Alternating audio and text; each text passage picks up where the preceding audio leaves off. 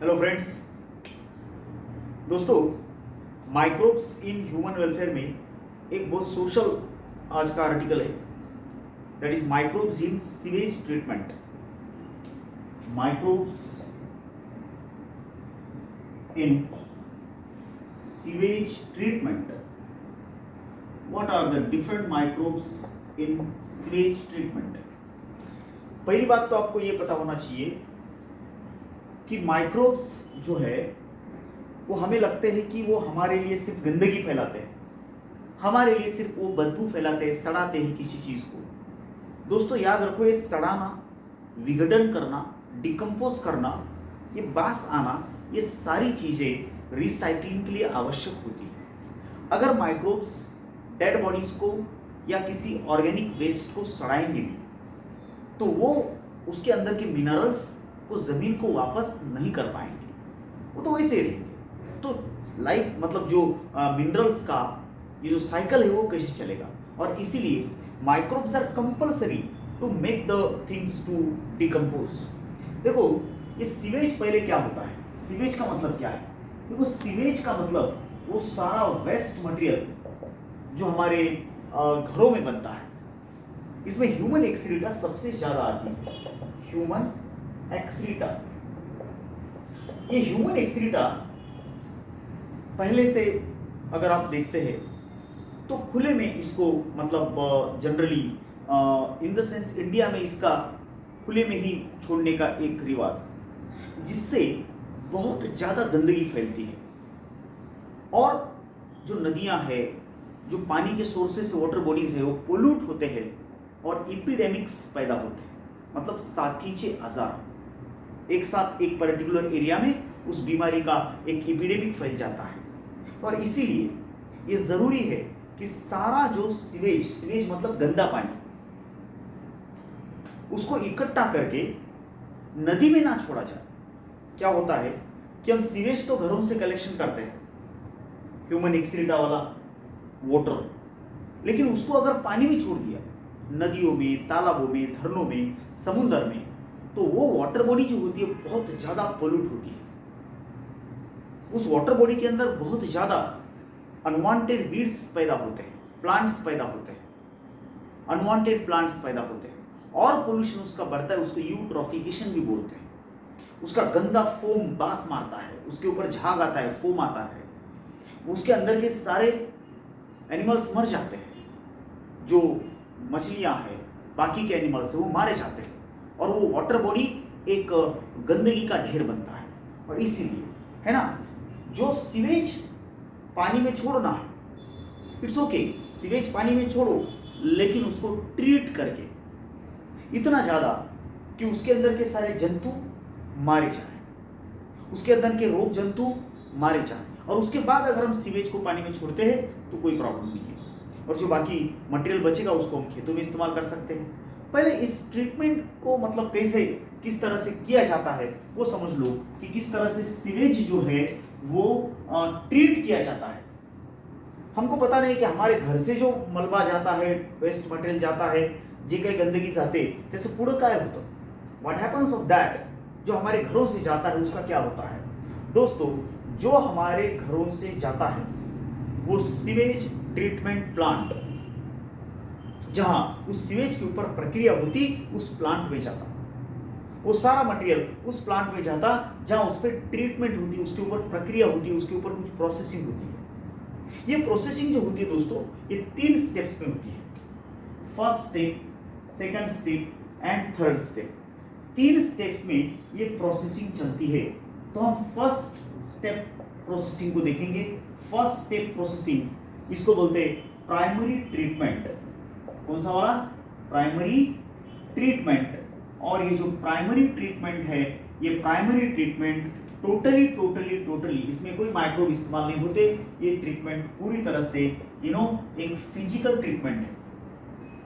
It is nothing but a physical treatment. ये एक physical treatment है जिसमें फिल्ट्रेशन का ज़्यादा इस्तेमाल होता है। It's a physical process. इस पहली स्टेप में क्या होता मैं बोलता, सारे शहर से सीवेज इकट्ठा किया, इसके ऊपर कुछ भी एक्शन करने से पहले इसके अंदर के जो मोटे मोटे कचरा और बाकी के फ्लोटिंग डेब्रीज है, फ्लोटिंग डेब्रीज को अलग किया जाता है। फ्लोटिंग डेब्रीज इसका मतलब होता है तैरने वाली कुछ चीजें, तैरने वाले ऑर्गेनिक मैटर्स को फिल्टर किया जाता है। इससे क्या क्या फिल्टर करते देखो, पहली स्टेप में जो प्राइमरी स्टेप है, प्राइमरी ट्रीटमेंट है जो फिजिकल है, और इसमें सबसे ज्यादा क्या आता है तो फिल्टरेशन आता है। क्या आता है दोस्तों? फिल्टरेशन। फिल्टरेशन में क्या क्या अलग करते हैं हम? फिल्टरेशन में अलग करते हैं फ्लोटिंग डेब्रीज को, ग्रीट को, उसके बाद पेबल्स को, छोटे छोटे कंकर को, ग्रीट को, रेत को, ऑर्गेनिक मैटर जो पानी के ऊपर तैर रहा, गंदे पानी के ऊपर जो ऑर्गेनिक मैटर तैर रहा उसको फ्लोटिंग डेब्रीज बोलते हैं, उसको अलग करना। फिल्ट्रेशन से काली कचरा अलग करना, जो भी मतलब चीजें प्लास्टिक है, ये है वो है, क्योंकि कैसा है कि जो मतलब किचन वेस्ट होता है, किचन का पानी भी सीवेज में जाता, ड्रेनेज का पानी भी सीवेज में जाता, लेबोरेटरीज का पानी भी सीवेज में जाता, इस तरह से बहुत सारा मलबा वो सीवेज टैंक में आ जाता है, और करोड़ों लीटर्स का वो अमाउंट रहता है, करोड़ों लीटर्स ऑफ पानी, गंदा पानी उस सीवेज टैंक की तरफ जाता है। आप अगर किसी शहर का सीवेज टैंक देखेंगे तो हमेशा वो हवा की दिशा जो होती है उसके अकॉर्डिंग टू वो शहर के निचले साइड में होता है। मतलब हवा अगर पूरब से पश्चिम बह रहा तो ये सीवेज टैंक पश्चिम को होगा, क्योंकि पूरब को लगाएंगे तो पूरे शहर में गंदगी और गंदा बास आएगा। इसलिए जनरली इनको एकदम ओपन और शहर के बाहर इन प्लांट्स को रखा जाता है ताकि इसका स्मेल ना आए। तो इसकी पहली स्टेप देखो, सारा पानी कहाँ कलेक्शन किया हमें? सीवेज ट्रीटमेंट टैंक में। तो डायरेक्ट टैंक में ये पानी आने से पहले इसको एक फिल्ट्रेशन से गुजरना होता है, एक चालनी होती है इसकी, जिससे मोटी मोटी चीजें, तैरने वाली चीजों को अलग किया, ग्रिट रेत को अलग किया, पेबल छोटे छोटे कंकर को अलग किया, प्लास्टिक को अलग किया, ऑर्गेनिक मैटर को अलग किया, और ये है नथिंग बट एक फिजिकल प्रोसेस। यहाँ कोई बायोलॉजिकल प्रोसेस नहीं है, यहाँ किसी माइक्रोब का एक्शन नहीं हुआ। दोस्तों याद रखो, टोटल जो ट्रीटमेंट है, सीवेज ट्रीटमेंट है, उसमें दो प्रकार के माइक्रोब इस्तेमाल होते हैं। पहला प्रकार है एरोबिक माइक्रोब इस्तेमाल होते हैं, एरोबिक बैक्टीरिया इस्तेमाल होते हैं, और दूसरा अनएरोबिक बैक्टीरिया लास्ट को इस्तेमाल होते हैं, एरोबिक और अनएरोबिक। तो एरोबिक बैक्टीरिया का इस्तेमाल इस सेकंड स्टेप में होता है। अभी जो मैं स्टेप लिखने जा रहा, this is the second step. ये जो सेकंड स्टेप है वहीं पर second step, this is secondary treatment. ये सेकेंडरी ट्रीटमेंट होगी, और इस सेकेंडरी ट्रीटमेंट को हम बायोलॉजिकल ट्रीटमेंट बोलते हैं। और ये बायोलॉजिकल ट्रीटमेंट जो है वो बायोलॉजिकल ट्रीटमेंट एक एरोबिक बैक्टीरिया के द्वारा अंजाम दी जाती है। एरोबिक बैक्टीरिया इसको अंजाम देते हैं। एरोबिक बैक्टीरिया जो ऑक्सीजन को कंज्यूम करते हैं, जिनको ऑक्सीजन लगता है, और ये जब बढ़ते हैं तो बीओडी बढ़ता है, बायोलॉजिकल ऑक्सीजन डिमांड बढ़ता है, उस पानी का ऑक्सीजन लेवल कम होता है। तो ये बैक्टीरिया जो है एरोबिक बैक्टीरिया है। मैं क्या बोल रहा हूं? पहली स्टेप ओनली फिजिकल, दूसरी step is actually biological. It is actually secondary treatment जो है वो बायोलॉजिकल है, क्योंकि इसमें एरोबिक बैक्टीरिया इस्तेमाल होते हैं। पहली स्टेप में कोई बैक्टीरिया नहीं, वो तो चालनी है भैया। जो भी आय वाला सीवेज है उसको हम अलग करते, फिल्टर करते हैं, और फिल्टर करके उसको जो है ना वो अगली स्टेप के लिए छोड़ देते, सेकंड स्टेप के लिए, सेकेंडरी ट्रीटमेंट के लिए। सेकेंडरी ट्रीटमेंट में जो एरोबिक बैक्टीरिया का इस्तेमाल हो रहा दोस्तों, एरोबिक बैक्टीरिया का जो इस्तेमाल हो रहा, वो बैक्टीरिया अब कैसा इस्तेमाल करते हैं, अब ध्यान से देखो। ये जो प्राइमरी ट्रीटमेंट लेकर के सीवेज का पूरा जो एक्चुअली पानी है, एक्चुअली इसमें जो है ना वो कुछ देर के बाद हम सेडिमेंटेशन करवाते हैं। फिल्ट्रेशन के बाद सेडिमेंटेशन का मतलब है उसको सेटल होने देते हैं। जब ये सेटल होता है तो सॉलिड सारा नीचे बैठ जाता है, सारा जो सॉलिड वो ग्रेविटी से नीचे बैठ जाता, और ऊपर जो तैरता है it is called as supernatant liquid. ये सुपरनेटेंट लिक्विड है उसको बोलते हैं एफ्लुएंट। इस एफ्लुएंट को हम सेकंड ट्रीटमेंट के लिए आगे पास करते हैं। क्या क्या इसमें देखो, प्राइमरी ट्रीटमेंट के क्या क्या मैं बोलता। प्राइमरी ट्रीटमेंट के अंदर हम जो पानी आया उसमें से काली कचरा अलग किया, इसको बोलेंगे फिल्ट्रेशन। फिल्ट्रेशन के बाद उसका हमने सेडिमेंटेशन करवाया। सेडिमेंटेशन का मतलब है उसको सेटल होने दिया। जब वो पानी सेटल होगा तो उसके अंदर का जो सॉलिड है वो नीचे बैठ जाएगा, उसको बोलते हैं प्राइमरी स्लज। आप नहीं समझे, देखो ये सपोज यहां पे आ गया, ये ऐसा सीवेज का वाटर, सीवेज वाटर में कुछ सॉलिड्स है, ऑर्गेनिक सॉलिड्स, एक्सीटा, तो वो बैठ जाता नीचे, ये बैठ गया इधर, ये बैठ गया इधर, तो इसको हम बोलते primary sludge. What is this called दोस्तों, इसको बोलेंगे प्राइमरी, ये है primary sludge, primary sludge, primary sludge. और ये जो है इसको बोलते हैं एफ्लुएंट, एफ्लुएंट। अब हम क्या करते हैं, इस एफ्लुएंट को सेकंड स्टेप के लिए आगे पास करते हैं। इस एफ्लुएंट को हम आगे ड्रेन करेंगे, इस तरह से इसको आगे ड्रेन करेंगे। किसको ड्रेन करेंगे आगे, आगे किसको लेके जाएंगे, ये जो एफ्लुएंट है तैर रहा, वो जो सुपर नेटेंट लिक्विड है, तैरने वाला जो लिक्विड है, ये जो पानी है इसमें ऑर्गेनिक मैटर भी है लेकिन वो मिले वाला है, मिक्सड है, डिसॉल्व है, सॉल्यूशन में है। और ये जो नीचे बैठे वाला है इसको बोलते हैं प्राइमरी स्लज। इस प्राइमरी स्लज से हम फर्टिलाइजर बना सकते हैं। जब ये चला जाएगा तो ये बचे वाले को क्या करते हैं, तो इसका दादा फर्टिलाइजर बनता है, इसका एक बायो फर्टिलाइजर बनता है, इसको नाइट सॉइल भी बोलते हैं। This is used in the agriculture, इसको हम एग्रीकल्चर में इस्तेमाल करते हैं। अब ये जो पानी है इसमें बहुत सारे माइक्रोब्स हैं, इसमें बहुत सारे माइक्रोब्स हैं। उन माइक्रोब्स में एरोबिक बैक्टीरिया हमारे लिए बहुत इंपॉर्टेंट है। क्या किया हमने, पहले सारा सीवेज कलेक्ट किया, सीवेज का फिल्ट्रेशन किया, मोटी मोटी सारी चीजें अलग कर दी, बाद में उसको सेटल होने दिया, उसको बोलते हैं सेडिमेंटेशन। सेडिमेंटेशन का मतलब सेडिमेंट्स, सेडिमेंट्स का मतलब लेयर पड़ना। यहाँ पे लेयर पड़ते हैं पानी का और सॉलिड का। पानी का लेयर जो सबसे बड़ा है उसका डेप्थ आप देख सकते हैं, इसको इफ्लुएंट बोलते हैं। ये सुपर नेटेंट लिक्विड है और इसमें ऑर्गेनिक मैटर भी है और बैक्टीरिया भी है, फंगस भी है, सब है। और जो नीचे सेटल हुआ है उसको बोलते हैं प्राइमरी स्लज।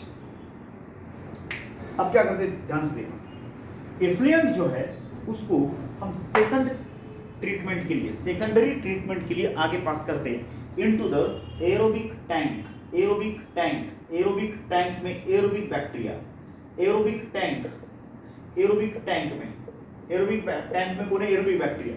ये मामला क्या है मैं इस तरह समझाता, ध्यान से देखो। जब इफ्लुएंट यहां पे आ जाता दोस्तों, जब इफ्लुएंट यहां पे आ जाता तो पहला काम किया जाता है, उस पानी को टॉस किया जाता है, उसको एजिटेट किया जाता है। एजिटेट करना, एजिटेट करना इसका मतलब उसको घुमाया जाता है। त्याला मराठीमध्ये एक शब्द वापरतो आपण, ढवळणे। ढवळणे, याला ढवळलं जातं असं जोरात मशीन्सनं, कशाला की याच्यामध्ये हवेतलं ऑक्सिजन मिसळेल, to mix the aerobic sorry aerial oxygen inside the water, क्योंकि जितना ऑक्सीजन मिलेगा उतना ही एरोबिक बैक्टीरिया बढ़ेंगे। इनको काय को बढ़ा रहे, ताकि ये एरोबिक बैक्टीरिया अंदर का ऑर्गेनिक मैटर डाइजेस्ट कर सकेंगे। जितना ये डाइजेस्ट करेंगे उतना बीओडी और जो है वो बढ़ेगा। तो हमको इसका बीओडी घटा करके रिड्यूस करना पड़ता। रिड्यूस, बीओडी रिड्यूस कब होगा, जब आप इसको टॉस करके और ऑक्सीजन मिलाएंगे। ऑक्सीजन मिलाएंगे तो ऑक्सीजन डिमांड कम होगी, समझते ना। जब ऑक्सीजन मिलाएंगे सॉरी जब आप ऑक्सीजन मिलाएंगे इसके अंदर तो बीओडी एक शब्द इस्तेमाल होता है, देखो BOD, it is biological oxygen demand. What's that, biological oxygen demand. ये बायोलॉजिकल ऑक्सीजन डिमांड तब कम होगी जब इसके अंदर ऑक्सीजन मिलेगा, क्योंकि अंदर जो बैक्टीरिया है इस ऑक्सीजन को खाने वाले हैं, ऑक्सीजन को इस्तेमाल करें, कंज्यूम करें। तो हम एजिटेशन करते हैं। एजिटेशन मतलब घुमाना, उसको मिक्स करना, पानी को घुमाना, एजिटेट करना, उसको टॉस करना ताकि बाहर का ऑक्सीजन मिल सके। और ये जब ऑक्सीजन मिलता है तो बीओडी रिड्यूस होता है। 1 लीटर के 1 लीटर जो ऑर्गेनिक मैटर है उसको ऑक्सीडाइज करने के लिए ओके जो ऑक्सीजन कंज्यूम किया जाता है उसको बोलते हैं बीओडी। 1 लीटर ऑर्गेनिक मैटर के लिए ऑक्सीडेशन के लिए जितना ऑक्सीजन उन एरोबिक बैक्टीरिया ने कंज्यूम किया, खींच लिया, एब्जॉर्ब किया, that is called as the BOD, biological oxygen demand. BOD source of oxygen अगर बढ़ा, आप समझ लो ये पानी किधर गया, प्राइमरी ट्रीटमेंट के बाद सेकेंडरी टैंक में गया। इस सेकेंडरी ट्रीटमेंट के लिए दूसरे टैंक में, दूसरा टैंक किस प्रकार का है, एरोबिक प्रकार का है। मतलब क्या हुआ, इसमें एरोबिक बैक्टीरिया बढ़ते हैं। ये एरोबिक बैक्टीरिया क्या करते हैं, ये ऑर्गेनिक मैटर को डाइजेस्ट करते हैं, खत्म करते हैं, ऑर्गेनिक मैटर खा लेते हैं। उसके लिए इस्तेमाल किसका करते हैं, ऑक्सीजन का इस्तेमाल करते हैं। दोस्तों ये जब होता है ना तो फंगस के फिलामेंट्स के साथ ये एरोबिक बैक्टीरिया मिल करके एक जालीदार मेश का निर्माण करते हैं। मेश बोले तो जाली, उस मेश में, फंगस के मेश में बैक्टीरिया अटक जाते हैं ऑर्गेनिक मैटर के साथ में और ऐसे बड़े बड़े फ्लॉक्स बनते हैं। There is the formation of flocs in the aerobic tank या सेकेंडरी ट्रीटमेंट में there is the formation of flocs. Flocs बनते हैं बैक्टीरिया प्लस फंगस के दोनों की कॉम्बिनेशन से। बैक्टीरिया और फंगस के कॉम्बिनेशन से फ्लॉक्स बनते हैं। फंगस और बैक्टीरिया के कॉम्बिनेशन से क्या बनते हैं, फ्लॉक्स बनते हैं। ये फ्लॉक्स कहाँ बन रहे, इस टैंक में। टैंक कौन सा है, सेकेंडरी ट्रीटमेंट वाला टैंक है, सेकंड स्टेप है। सेकंड स्टेप कैसी है, एरोबिक बैक्टीरिया से होती है। एरोबिक टैंक में एरोबिक बैक्टीरिया ऑर्गेनिक मैटर को डाइजेस्ट करते हैं। एरोबिक बैक्टीरिया फंगल फिलामेंट्स के साथ अपना एक गठबंधन करते और फ्लॉक्स बन जाते, गुच्छे बन जाते, उनके बंडल्स बन जाते। एंड ये जब एक लेवल से नीचे बीओडी घटता है, मतलब जब बैक्टीरिया अब ज़्यादा एक्टिव नहीं है तो बीओडी बढ़ेगा, मतलब सॉरी घटेगा। जब बैक्टीरिया ज़्यादा एक्टिव नहीं है तो बीओडी क्या होगा, घटेगा। बीओडी का मतलब बायोलॉजिकल ऑक्सीजन डिमांड कब ज़्यादा रहेगी, जब उसका कंजम्पशन ज़्यादा रहेगा। तो बैक्टीरिया जब कम होंगी इसके अंदर के तो बीओडी घटेगी, और एक लेवल के बाद जब बीओडी घटती है तो हम इस पानी को इस सेकेंडरी टैंक से तीसरे स्टेज के लिए रवाना करते हैं। मतलब अब आती है third step of the sewage treatment. Sewage treatment की जो तीसरी स्टेप है वो पूरी तरह से अनेरोबिक है दोस्तों। इसमें जो हम पानी जाने देते, सॉलिड और लिक्विड ऐसा दोनों है। इसमें जो तीसरे टैंक में जब पानी आता है, थर्ड टैंक में तीसरी स्टेप के लिए जो आता है वो थर्ड स्टेप पूरी तरह से अनएरोबिक है। ये एरोबिक है तो ये अनएरोबिक स्टेप है। It is anaerobic step, this is anaerobic. ऐसे बोलो अनएरोबिक स्टेप।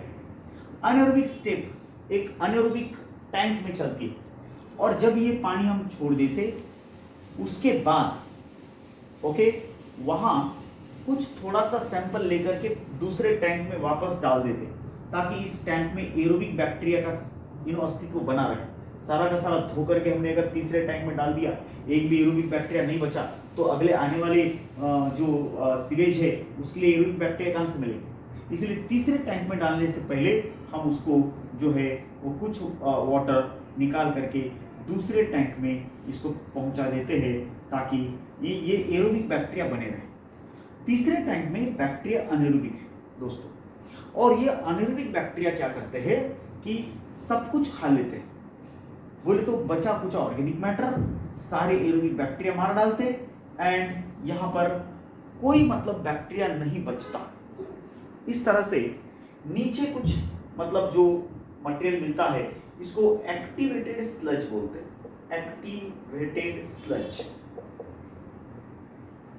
और ये पानी जो है वो अब निर्जंतुक पानी है। This is harmless water. इस पानी को हम वाटर बॉडीज में छोड़ सकते हैं। इसमें क्लोरीन वगैरह डाल दिए तो बाकी बचे कुछ सारे ऑर्गेनिज्म मर जाते हैं, और ये पानी, इसके अंदर कोई ऑर्गेनिक मैटर नहीं रहता, और वो पानी हम नदी में तालाबों में छोड़े तो उतना दुष्परिणाम इसका नहीं होता, उसके साइड इफेक्ट्स नहीं होते। दूसरी बात कि ये जो इसका इस्तेमाल फिर से हम एक बार खाद बनाने के लिए, फर्टिलाइजर बनाने के लिए, बायोलॉजिकल फर्टिलाइजर बनाने के लिए, ऑर्गेनिक फर्टिलाइजर बनाने के लिए कर सकते हैं। और जो तीसरी स्टेप के बाद है that is actually the final step, हमारे वाटर बॉडीज के लिए वो पानी सूटेबल रहता है। दोस्तों इस तरह के जो सीवेज ट्रीटमेंट प्लांट्स है बड़े बड़े सभी नदियों के किनारे लगे, बड़े बड़े शहरों का जो शहर जो बसे हैं वो नदियों के किनारे बसे हैं। और क्या करते शहर कि सारा मलबा नदी में छोड़ देते हैं, इससे नदी की गंदगी बहुत ज़्यादा बढ़ जाती है। इससे बचने के लिए हम अगर सीवेज ट्रीटमेंट करते हैं और बाद में वो पानी नदी में छोड़ते हैं तो गंदगी कम होगी। सेकेंड, बड़े बड़े जो हमारे नदियाँ हैं वो शहर उनमें मलबा इतना छोड़ रहे हैं कि नदी का अस्तित्व खतरे में है, नदी गायब हो जाए, सिर्फ वो नाला बन रहा है। It is becoming a big nala, it is becoming a big nala. अब यमुना जो है ना वो दिल्ली एंड आगरा से बहती है, दिल्ली का सारा गंदगी उसके अंदर छूटता है, आगरा का छूटता है। तो आज यमुना की जो स्थिति है वो नाले से कोई बहुत ज़्यादा अलग नहीं है।